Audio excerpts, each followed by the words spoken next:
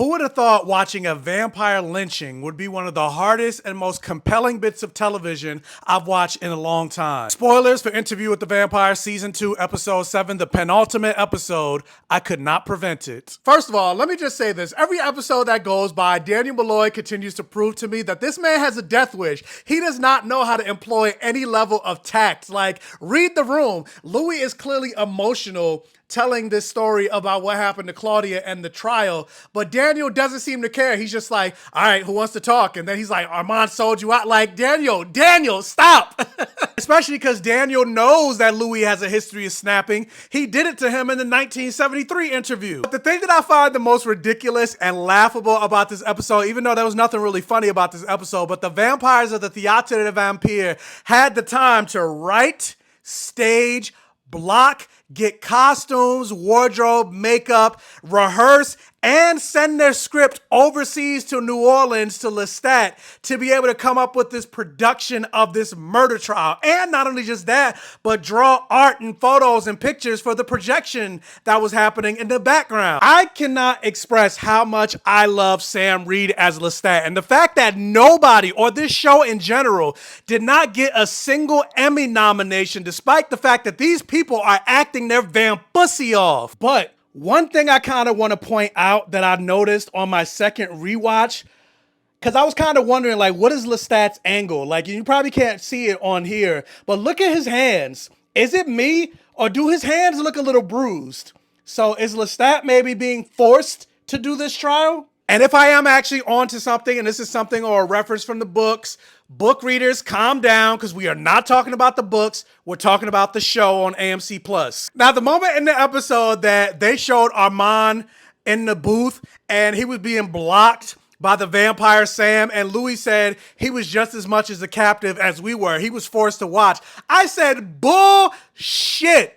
This man is more powerful than damn near everybody in that room. If he really wanted to stop this trial, he could have stopped this trial. But truth of the matter is, I don't think he wanted to. I don't think he orchestrated this plot, but I think he was very comfortable and complicit with the idea of letting Claudia die, because then in his mind, that means he has Louis all to himself. Remember what Louis said before?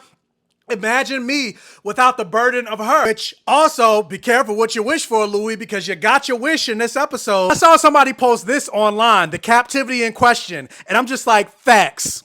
Facts. But going back to the brilliance of the acting and why not enough people are talking about this show and why it deserves to be Emmy nominated, because the silent acting between Jacob Anderson and Delaney Hayes, especially Jacob Anderson, because they focused on him a lot during the trial, but you could see the longing in Louis' face when he saw Lestat, the fear in his face when he saw Lestat, the hopefulness that maybe Lestat is going to come and rescue him. Like, you saw all of it in his face. Even Claudia was somewhat hopeful, because the moment she got up and confronted Lestat and said, "You're not here for me, are you? You're never here for me. Nobody's ever here for me." She would have never said that if in some level of her, there wasn't some like hope that Lestat was here to help her. Because even though she hates Lestat, at the end of the day, I still think there's some level of longing. The reason she hates Lestat so much is because she wished that Lestat loved her, Daddy Lestat, Daddy Lou, but he doesn't love her as much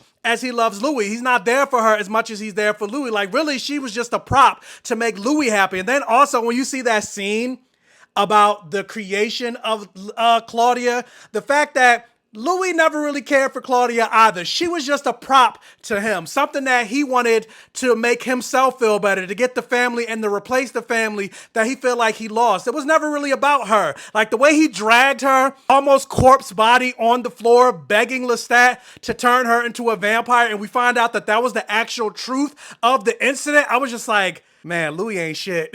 But Lestat checking that homophobe, and like, that was one of the most satisfying moments of television. Granted, that guy got off easy, and if it was anywhere else but that theater, it would have been a much more gruesome ending for that guy, but I absolutely love that moment. Oh man, Claudia, you deserved way better than this world could ever offer you. And Delaney Hayes, speaking of somebody else that deserves an Emmy nomination, especially after this episode, and going back to what I kind of said in my intro, like, the fact of having Louis and Claudia be cast as black actors, and then they're basically experiencing this lynching trial in a mostly white room of vampires and human beings. Like, it just hit me a little different, and it made it that much harder to watch. Less I knew that this moment was going to happen from Claudia because I've seen the 1994 movie, but again, seeing it be two black, a man and a woman, it just made it harder to watch. The sad reality and the tragedy of Claudia's story, the only person in that room that ever put Claudia first was Madeline, and Madeline was the first to die. And the sad reality is the last thing that Claudia saw before she left this plane of existence was the faces of all of her abusers. And this part is from Delaney Hayes herself, but part of the reason that she looked at Lestat last before she left, the last face that she saw, is because at the end of the day, out of everybody in that room, he's the one that she still trusts the most. That's still her daddy Lestat, and still some level and some part of her was still hoping and pleading and begging for help. I now know all your faces. If there is an afterlife, I'm going to come back and fucking kill all of you. And if there isn't an afterlife, I'm still going to find a way. Bravo, Claudia. Bravo. There's way more to talk about for this episode, and the conversation will continue. So join me live tonight, 6 p.m. Eastern Standard Time, as I will be talking about episode 7 of Interview with the Vampire. So hopefully you pull up. With that, hopefully you made it to the end of this video. I had a lot to say, but if you made it to the end of this video, do the things over here to boost this video and the algorithm. Hopefully you check out the other videos on my channel. If you like what you see, hit that follow button. And with that, thanks for watching and welcome to my safe haven.